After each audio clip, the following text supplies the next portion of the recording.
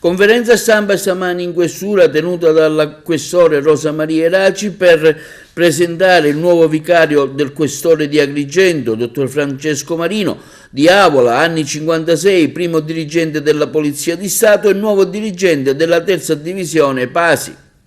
E il dottor Corrado Empoli, originario della città di Noto, di anni 57, vicequestore della Polizia di Stato. La squadra si è ricompattata con gli arrivi di oggi, sono funzionari di altissima professionalità che hanno avuto la loro esperienza in territori difficili anche della Sicilia del Sud e che tornano a lavorare con noi dopo tempo, soprattutto nel caso del dottore Empoli che ha diretto qui la squadra mobile e poi è andato via per dirigere altri uffici importanti, e nei confronti del vicario che assume per la terza volta la funzione di vicario del questore dopo aver fatto il vicario di Benevento e di Siracusa. Colleghi di alta professionalità,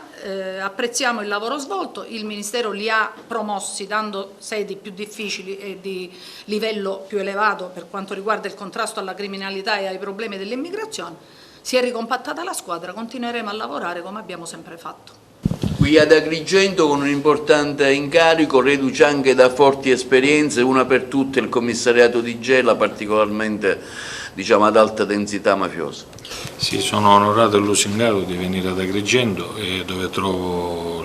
una squadra, come diceva il signor Questore, collaudata, e spero di essere all'altezza non solo delle aspettative ma di tutte le esigenze ordinarie e straordinarie che come provincia richiede attenzione, molta oculatezza e soprattutto grandissimo impegno. Come diceva il signor Questore, sono arrivato fino a Gela, che poi ripeto è attaccata perché è licata,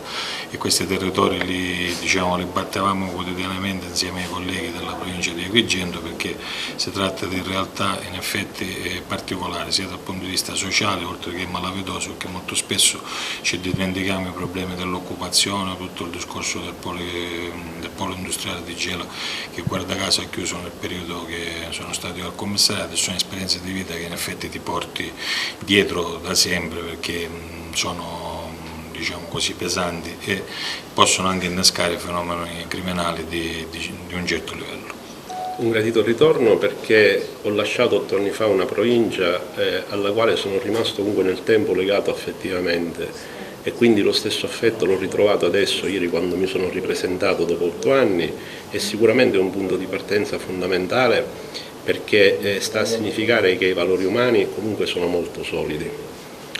Ho fatto qualche esperienza professionale in provincia, adesso le esperienze saranno diverse, sono a disposizione per le esigenze della questura e della collettività. Il settore Pasi è un settore particolarmente articolato e importante, tra cui gestisce anche l'immigrazione. E questo è un aspetto che affronteremo, che avrò la possibilità di conoscere ancora meglio rispetto a quelle che sono le mie pregresse conoscenze, e quindi forte anche della mia piccola esperienza pregressa mettermi a disposizione. Quindi gestirà anche Lampedusa, i flussi migratori, no? Questo lo stabilirà il signor Questore.